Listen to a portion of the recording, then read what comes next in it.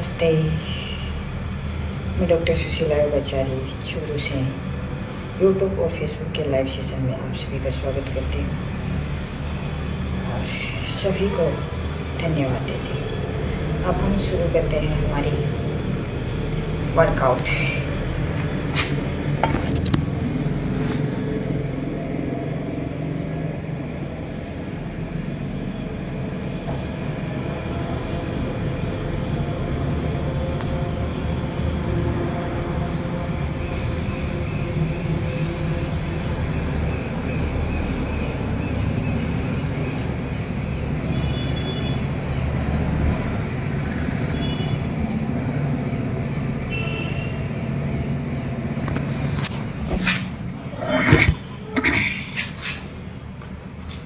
तो शुरू करते हैं। 1 2 3 4 5 6 7 8 9 10 11 12 13 14 15 16 17 18 19 20 21 22 23 24 25 26 28 29 30 31 32 33 34 35 36 37 38 39 40 41 42 43 44 45 46 47 48 49 50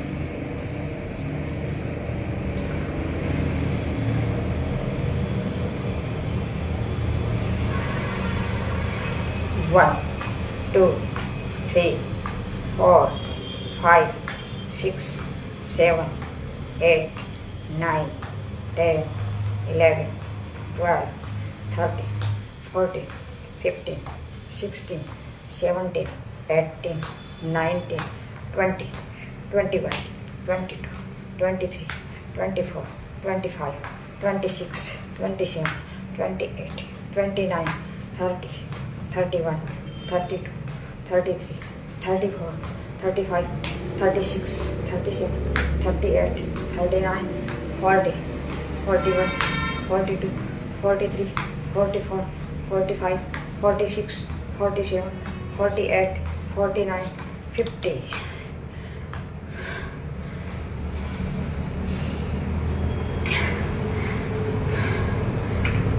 1 2 3 4 5 6 7 8 9 10 11 12 13 14 15 16 17 18 19 20 21 22 23 24 25 26 27 28 29 30 31 32 33 34 35 36 37 38 39 40 41 42 43 44 45 46 47 48 49 50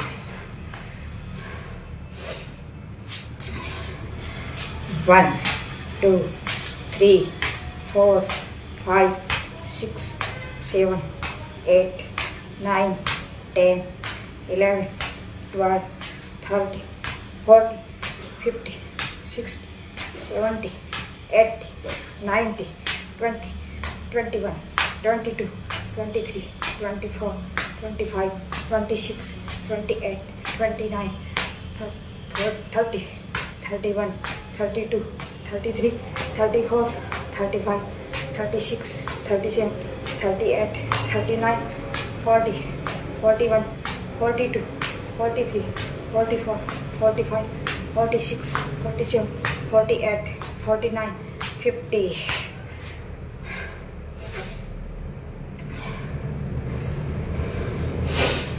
कमर पे हाथ रखेंगे दोनों।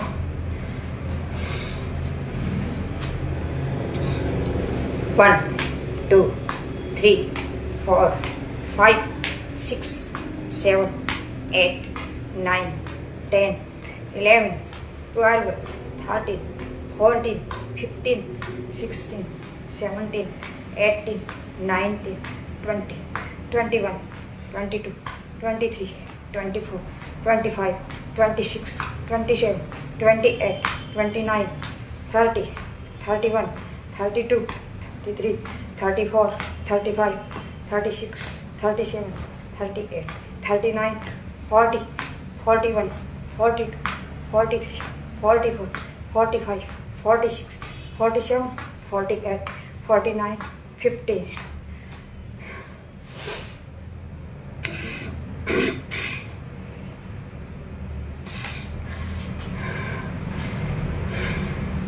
आगे की एक्सरसाइज शुरू करते हैं। 1, 2, 3, 4, 5, 6, 7, 8, 9, 10, 11, 12, 13, 14, 15, 16, 17, 18, 19, 20, 21, 22, 23, 24, 25, 26, 27, 28, 29, 30, 31, 32, 33, 34, 35, 36, 37, 38, 39, 40.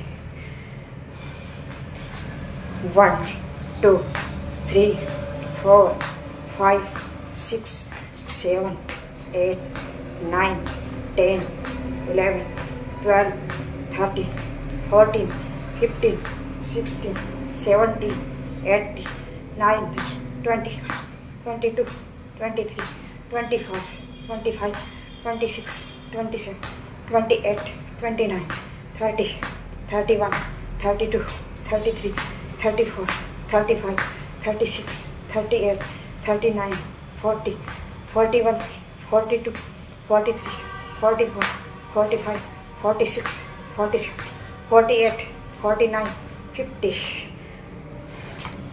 Thank you. यूट्यूब और फेसबुक की लाइव सेशन में आप सभी का स्वागत करती हूँ। मैं डॉक्टर सुशीला योगाचार्य फिर से आपको धन्यवाद और साधुवाद देती हूँ कि आज के इस दौर में और हमें एक्सरसाइज करना बहुत ज़रूरी होता है, क्योंकि जब हम एक्सरसाइज नहीं करेंगे तो हमारे स्वास्थ्य को ठीक नहीं कर पाएंगे, क्योंकि स्वास्थ्य एक ऐसी अनमोल रत्न है जो हमारे जीवन को चलाने में बहुत ही सहायक होता है। अगर ऐसा हम नहीं करते हैं तो हम प्रत्येक कदम पर हमें नुकसान होता जाएगा।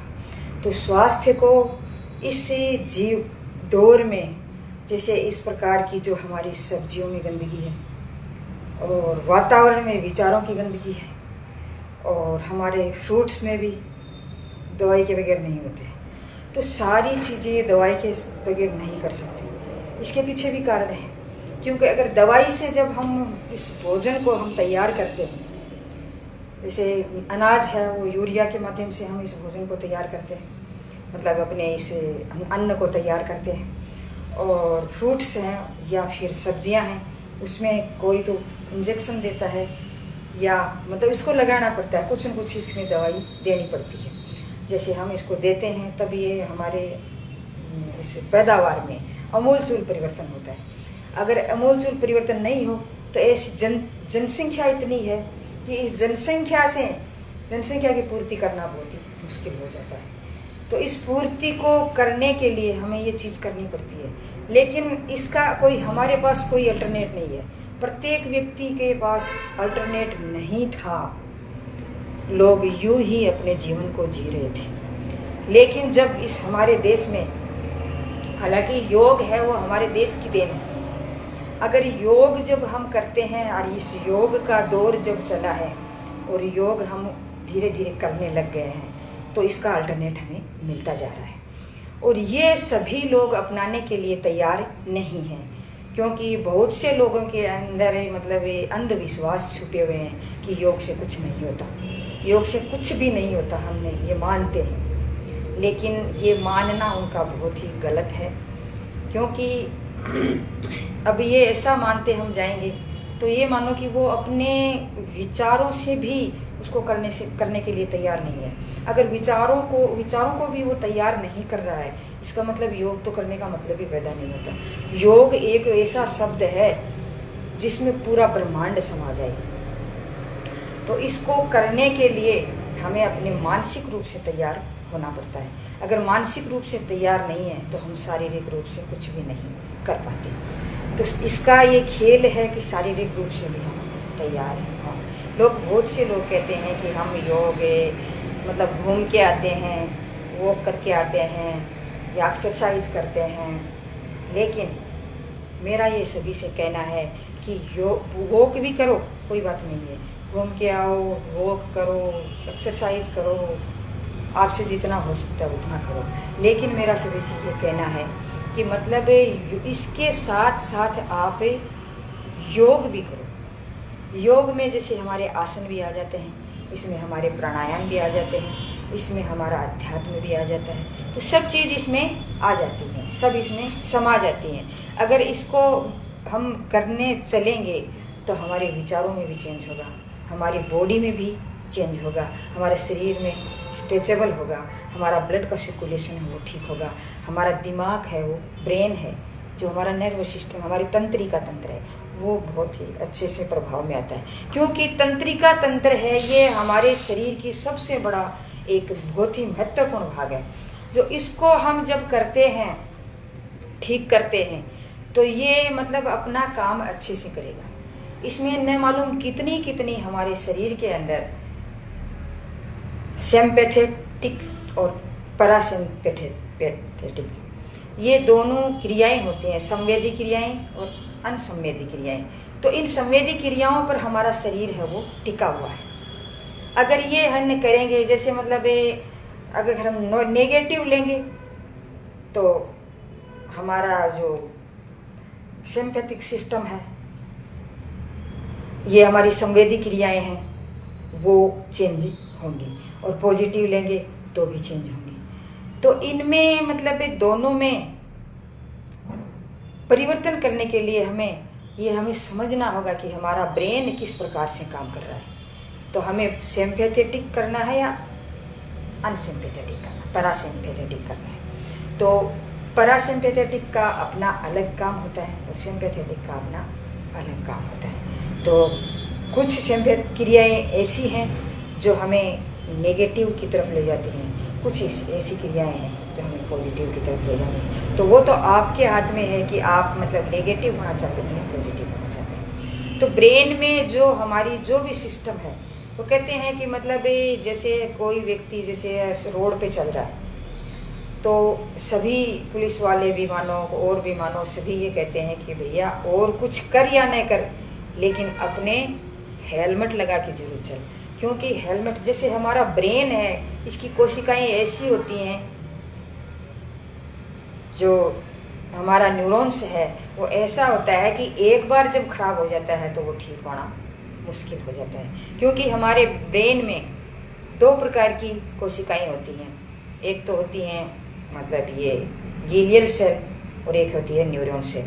तो गीलियल सेल है उसमें 10% होती हैं और न्यूरॉन सेल है वो 90% होती हैं। तो गीलियल सेल में क्या होता है कि मतलब कोशिकाओं का पुनर्निर्माण होता है, लेकिन न्यूरॉन सेल में नहीं होता है। तो इसमें ये तो बहुत कम मात्रा में होते हैं। कभी कभार कहते हैं ना कि ब्रेन में कोई कैंसर नहीं होता है, लेकिन वो होता है ट्यूमर के रूप में। ट्यूमर के रूप में होता है तो मतलब हमारा जीवन है वो मतलब खत्म होने के कगार पर हो जाता है। क्योंकि मतलब अगर उसमें भी अगर ट्यूमर हो जाता है तो वो उसको ठीक कर पाना बहुत मुश्किल हो जाता है। और वो गीलियल सेल में होता है 10% है उनमें, बाकी न्यूरॉन सेल में कैंसर वगैरह कोई गांठें वगैरह नहीं होती है। तो ये पुनर्निर्माण इस चीज़ में होता है। तो लेकिन ये मान के चलते हैं कि हमारा ब्रेन जब एक बार खराब हो जाता है तो उसको ठीक करना पाना बहुत मुश्किल होता है। क्योंकि इसका जो इसमें बहुत सारी क्रियाएं हैं, जैसे पिट्यूटरी ग्लैंड है वो हमारे मस्तिष्क को कंट्रोल करने का काम करती है। और जैसे उसके पास ये थैलेमस है, हाइपोथैलेमस है, इन सभी का अपना अपना अलग अलग काम होता है। इमोशंस हैं, जैसे हाइपोथैलेमस होता है और ये जैसे हमारे ब्रेन में जैसे अगर वो ब्रेन होता है, मिड ब्रेन होता है, हेड ब्रेन होता है, अलग अलग इसमें बांटे हुए हैं। इसकी मेनिंजाइटिस एक परत भी होती है, ये मतलब जो मेनिंजिस जो मतलब हमारे पहले जैसे हमारे इस ब्रेन में लगती है, तो हमारा जैसे ये ऊपर का भाग है खोपड़ा, उस पर लगती है तो कोई बात नहीं है। लेकिन उससे नीचे चले जाते हड्डी आती है तो उसमें भी कोई बात नहीं है। उसके बाद में ये परतें आती हैं, उसे अपनी मेनिंजाइटिस की जो वो परतें होती हैं, तो वो परतें हैं वो मतलब अगर उस पर लगता है तो भी फिर भी हम ठीक करने में डॉक्टर है वो सहायक हो जाता है। लेकिन जब बहुत ज़्यादा जैसे उस पर चोट लग जाती है और हमारे ब्रेन तक पहुंच जाती है तो ब्रेन को ठीक करना बहुत मुश्किल हो जाता है और व्यक्ति की मौत निश्चित है। इसलिए अपने ब्रेन को जब हम मजबूत करते हैं, तो ब्रेन को मजबूत करना मतलब हमारे शरीर का कंट्रोलर है, ये हमारे शरीर का कंट्रोलर है। इस कंट्रोलर को मतलब ठीक करने में और इसकी महत्वपूर्ण भूमिका होती है। जैसे आपको पता है जैसे संवेदी क्रियाएं हैं, मोटर नर्व्स हैं, ये सभी जो मतलब प्रेरक जो क्रियाएं हैं, जो ये सभी क्या होती हैं कि मतलब हमारे मस्तिष्क को वो अपना संदेश देती रहती हैं और मस्तिष्क से अपने अंग तक पहुंचाने का काम करती है। जैसे आपने देखा होगा कि जैसे कभी भी आपको जैसे तवे पे हाथ रखा तो आपका हाथ तुरंत जलने लग जाता है, तो आपको तुरंत वो वहाँ से हटा लेते हो। वो कौन करता है? वो हमारा ब्रेन करता है। तो इसलिए ब्रेन को बचा के रखना बहुत जरूरी होता है। अगर ब्रेन को हमने खत्म कर दिया तो सब खत्म हो जाता है। इसलिए मेरा तो ये सभी से ये कहना है कि मतलब ब्रेन को बचा करके जरूर रखें। कहीं भी जाएं हेलमेट लेके जाएं। वो कहते हैं ना कि ट्रैफिक की जो होती है इसके नियमों का पालन करें, तो वो हमारे फायदे के लिए होते हैं, किसी दूसरे के फायदे के लिए नहीं होता है। तो आप इसको जरूर अपनाएं। तो ये ब्रेन की क्रियाएं होती हैं जो हम ब्रेन में जैसे हम ये फीड कर लेते हैं कि हमें योग करना है तो हम योग करेंगे। अगर ब्रेन में हमने ये फीड कर लिया कि हम योग नहीं करेंगे तो हम नहीं करेंगे। सिर्फ अपने इस दिमाग का, अपने विचारों का और अपने ब्रेन का खेल है। अगर ऐसा हम करते जाते हैं तो हमें फ़ायदा होगा ही होगा, अगर नहीं करेंगे तो फ़ायदा नहीं होगा। तो इसके लिए हमें अपने आप को पॉजिटिव करना पड़ेगा। अगर हम पॉजिटिव करेंगे तो स्वास्थ्य लाभ लेंगे, अगर पॉजिटिव नहीं करेंगे तो स्वास्थ्य लाभ नहीं ले पाएंगे। तो ये सारा ब्रेन का खेल है। और ब्रेन को पॉजिटिव करने के लिए मैं हमेशा क्या करती हूँ कि मेरे ब्रेन को पॉजिटिव करने के लिए, मेरे ब्रेन को स्वस्थ करने के लिए और मेरे ब्रेन को खुश रखने के लिए और मस्त रखने के लिए मैं ये एक्सरसाइज, ये मतलब योगाज, ये व्यायाम और ये संगीत मैं ये करती हूँ। और जब हम धीरे धीरे जैसे योगाज में, हम अपने आसनों में, अपने प्राणायाम में जब हम परफेक्ट हो जाते हैं तो हमारे धीरे धीरे जो हमारे अंदर की जो हॉबीज हैं जैसे संगीत है, इस प्रकार की ये निकल करके आती हैं। लेकिन हम ऐसा चेंज करने की कोशिश भी नहीं करते हैं और हम वहीं रहते हैं जहाँ रहना चाहते हैं। आपको आगे बढ़ाने वाले भी मिल जाएंगे और आपको नीचे गिराने वाले भी मिल जाएंगे। लेकिन ये आपको समझना है कि हमें गिराने वाले हैं तो इसको आप ये मत समझिए कि वो जानबूझ के कर रहे हैं, ये नहीं कर रहे हैं, क्योंकि उनके विचार हैं, उनका पोषण है, उसके संस्कार हैं, वो वैसे ही है। और जिसके वो जो हमें बढ़ा रहे हैं या हम आगे बढ़ रहे हैं, तो इसका मतलब ये है कि हमारे विचार हैं, हमारा जो पोषण हो रहा है वो हम खुद देने वाले हैं। हम खुद अपने शरीर को पोषण देते हैं और खुद हम आगे बढ़ते हैं। अगर हम खुद अपना पोषण अपने शरीर को नहीं देंगे तो हम खुद नुकसान उठाएंगे। लेकिन सबसे ज़्यादा भला करने वाला आदमी अपना कौन होता है? अपना खुद होता है आदमी। अगर हम खुद अपना भला करेंगे तो कोई नहीं रोक सकता। क्योंकि जब जैसे कभी कभी आपने देखा होगा कि मतलब हम बैठे बैठे सोच रहे होते हैं कि मतलब ये वैसा हो गया और ये वो हो गया, क्या करें।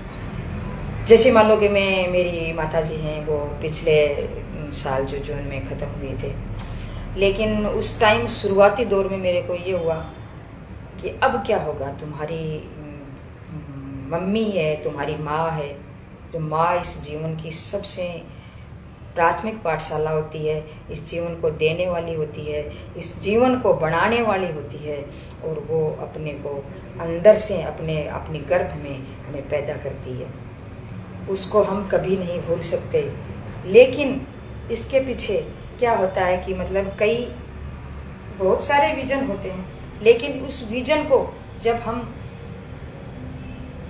विचार करते हैं तो विचार हमें अपने ऊपर डिपेंड करता है कि वो विचार हम कौन सा विचार करेंगे। तो जब वो ख़त्म हुए तो होते ही मुझे जब भी सूचना मिली तो मेरा ये हो गया कि अब तेरा सब कुछ ख़त्म हो गया। लेकिन धीरे धीरे मतलब उसी टाइम क्या होता है, तुरंत, जैसे मैं आपको एक उदाहरण दूँ, तुरंत क्या होता है कि आदमी के मतलब नेगेटिव विचार आने लग जाते हैं। वो कहते हैं अभी क्या हो गया, उन्होंने मेरा ये बिगाड़ दिया, उन्होंने मेरे साथ ये कर दिया, उन्होंने मेरे साथ ये कर दिया, वो ऐसा सोच रहा है, वो ऐसे कर, ये आएंगे। तो उसको थोड़ी देर के लिए स्पेस दें अपने दिमाग को। जब हम हमारे दिमाग को स्पेस देंगे तो ये सोचेंगे कि ये जो घटना है वो घट तो गई अब, तो इसको हमें क्या करना है। नेगेटिव लेंगे तो हम खुद ख़त्म हो जाएंगे। अगर हम पॉजिटिव लेंगे तो ये कहेंगे भैया अपने को सब कुछ करना है, वो तो गए जो वापस नहीं आ सकते, हमें अपना मतलब आगे अपना भी कुछ करियर होता है या अपना भी कुछ भविष्य होता है, तो ये गए तो वो कहते हैं कि जाने वाले कभी वापस नहीं आते। तो धीरे धीरे जब भी वो टाइम निकला तो उसके बारे में मतलब पॉजिटिव विचार थोड़े पॉजिटिव विचार चलते गए, और उसका क्रियाक्रम भी हुआ, वापस भी आए। बच्चे के एग्ज़ाम थी, लेकिन मैंने सोचा भैया वहाँ 7 दिन की बैठक थी, लेकिन मुझे ये दिखाई दे रहा था कि मतलब बच्चे की एग्ज़ाम है, अब क्या करें। लेकिन हमें ये तो दीवाना भी पड़ेगा, ये तो ज़रूरी है, वो भी दीवाना पड़ेगा, अपने दिमाग को भी मतलब मजबूत बनाना पड़ेगा, अपने आप स्वास्थ्य को भी ठीक रखना पड़ेगा। तो मैं वहाँ से और 1 दिन 2 दिन रही, फिर वापस आई और आकर के बच्चे के एग्ज़ाम दिवाने के लिए आई, फिर वापस गई और वापस जा कर के वो क्रियाक्रम करके फिर मैं वापस आई। तो क्या है कि मतलब अपने जीवन को जीने के लिए अलग अलग प्रकार के कठोर निर्णय लेने पड़ते हैं, क्योंकि ये जीवन है एक कला है। जीवन जीना भी एक कला है जिसे हम जी सकते हैं। कि वो कहते हैं कि इंसान वो नहीं जो हवा के साथ बदले, कि हवा चल रही है हमारे साथ साथ हवा चल रही है, दुनिया जिस तरफ चल रही है उस हिसाब से उसके पीछे पीछे चलते जाए। इंसान वो नहीं जो हवा के साथ बदले, इंसान वो है जो हवा का रुख बदल दे। तो इस रुख बदलने वाले इस रास्ते पे चलेंगे तो हमें ज़रूर सफलता मिलेगी। सफलता नहीं मिलेगी, लेकिन वो कहते हैं ना कि सब असफलता है, वो सफलता नहीं मिलती है, असफलता एक चुनौती है। तो उसे देखो और सुधार करो और आगे बढ़ो। तो ये हम मतलब करते जाएंगे तो हम आगे बढ़ते जाएंगे। और समस्याएं प्रत्येक व्यक्ति की आती हैं, आज इस कदम पे आगे उस कदम पे समस्याएं आती रहती हैं। क्यों, जो जीवन जो चल रहा है वो आए हैं वो जाएंगे भी, और जो काम हो रहा है वो सारे होंगे ही। लेकिन हम अपने मन को, अपनी आत्मा को तकलीफ क्यों दें?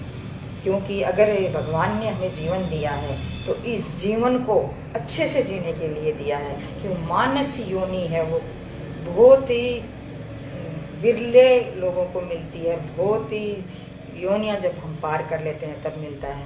अगर ऐसा हम करते जाएंगे तो हमें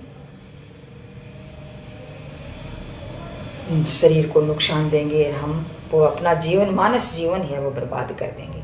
अगर ऐसा हम नहीं करके अगर पॉजिटिविटी की तरफ चलते हैं तो हम ये सोचते हैं कि हम आज जिए तो हमें खुश पल में जिए, और कल जिएंगे तो उससे ज़्यादा खुश पल में जिएंगे, परसों जिएंगे तो उससे ज़्यादा खुश पल में रहेंगे। तो हमारा जीवन जो चलेगा, जितनी दिन जीवन हमारा है, 50 का है, 60 का है, 70 का है या 100 का है, कितना भी है, उस प्रत्येक पल में जब हम खुश रहेंगे तो एक दिन ऐसा आएगा हमारे से जैसा कोई खुश व्यक्ति इस दुनिया में होगा ही नहीं। और ऐसा करना चाहते हो तो आपको ये करना पड़ेगा। अगर ऐसा नहीं करना चाहते हो तो हम गर्त में जाएंगे। तो आज बस इतना ही। मैं डॉक्टर सुशीला योगाचार्य चूरू से आप सभी को धन्यवाद देती हूँ, साधुवाद देती हूँ और आगे बढ़ने के लिए प्रेरित करने का प्रयास करती हूँ। जय हिंद, जय भारत।